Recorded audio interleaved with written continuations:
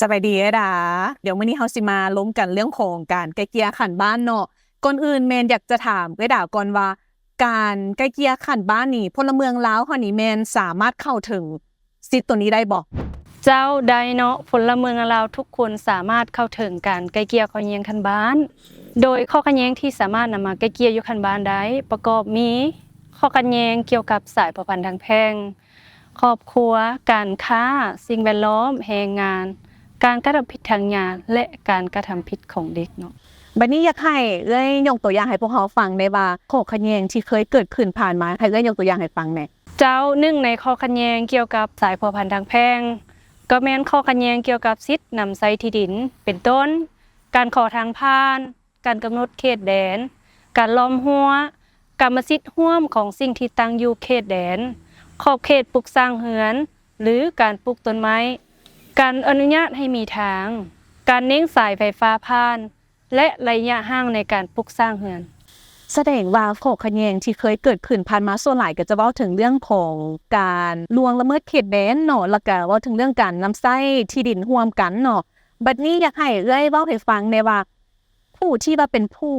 ไกลเกลี่ยข้อขัดแย้งขันบ้านนี่แม่นตัวในบ้านเองเลยบ่หรือว่าแม่นไผหั่นเอ้ยบ่แม่นนายบ้านเนาะหน่วยไกลเกลี่ยข้อแย้งคันบ้านแม่นการจัดตั้งบ่ประจำการของบ้านซึ่งได้รับการเลือกตั้งจากประชาชนภายในบ้านและได้การรับรองจากเจ้าเมืองหัวหน้าเทศบาลหรือเจ้านคร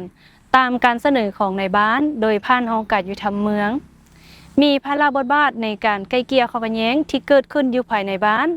และอยู่ภายใต้การคุ้มครองกฎกาชี้นำทางด้านวิชาการจากห้องการยุติธรรมขั้นเมืองแสดงว่าหน่วยไกลเกลี่ยข้อขัดแย้งขันบ้านนี่ก็จะแม่นหน่วยงานที่ว่าประชาชนในบ้านหันเลือกแต่ว่าภายใต้การคุ้มครองของขันเมืองบัดนี้ถ้าสมมุติว่าประชาชนเนาะอยากจะมีการเข้าถึงการไกลเกลี่ยข้อขัดแย้งขันบ้านนี่เพิ่นจะต้องเฮ็ดแนวใดหั่นเอ้ยผู้ที่มีจุดประสงค์อยากขอการไกลเกลี่ยข้อแย้งคันบ้านสามารถยื่นคำร้องขอต่อหน่วยไกลเกลี่ยข้อแย้งคันบ้านซึ่งประกอบมี5ขั้นตอนดังนี้การยื่นคำร้องขอการรับคำร้องขอการค้นคว้าคำร้องขอการกะเกียมให้แก้การไกลเกลี่ยการดำเนินการไกลเกลี่ยซึ่งการดำเนินการไกลเกลี่ยประกอบมี5บัตรกาวดังนี้การเปิดกองประชุมของการไกลเกลี่ยการมีคำเห็นของคู่กรณีการเสนอคำคิดเห็นของบุคคลที่3หรือผู้เข้าร่วมอื่นการศึกษาอบรมและประนิประนอมสุดท้ายก็แม่นสรุปและปิดกองประชุมของการไกลเกลี่ยแสดงว่ามี5ขั้นตอนเนาะในการเข้าถึงการไกลเกลี่ยข้อขัดแย้งขันบ้านบัดนี้สมมุติว่าในกรณีเนาะในกรณีที่ว่าคู่ขัดแย้งเพิ่นมีการผิดเถียงกันหรือว่ามีความขัดแย้งกันที่ค่อนข้างรุนแรงมันเป็นไปได้บ่ที่เฮาสามารถจบการไกลเกลี่ยไว้หรือว่าสามารถเลื่อนการไกลเกลี่ยไว้เป็นมื้อหน้าสามารถเป็นไปได้บ่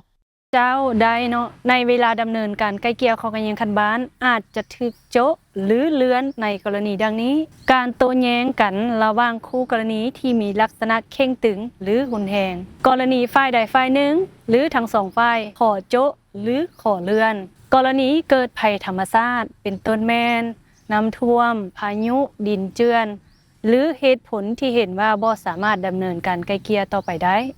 แล้วบัดนี้ในกรณีใดเฮาจึงเอิ้นว่าการไกลเกลี่ยนี้ได้มีการสำเร็จและก็มีถือว่าสิ้นสุดลงแล้วอย่างเป็นทางการ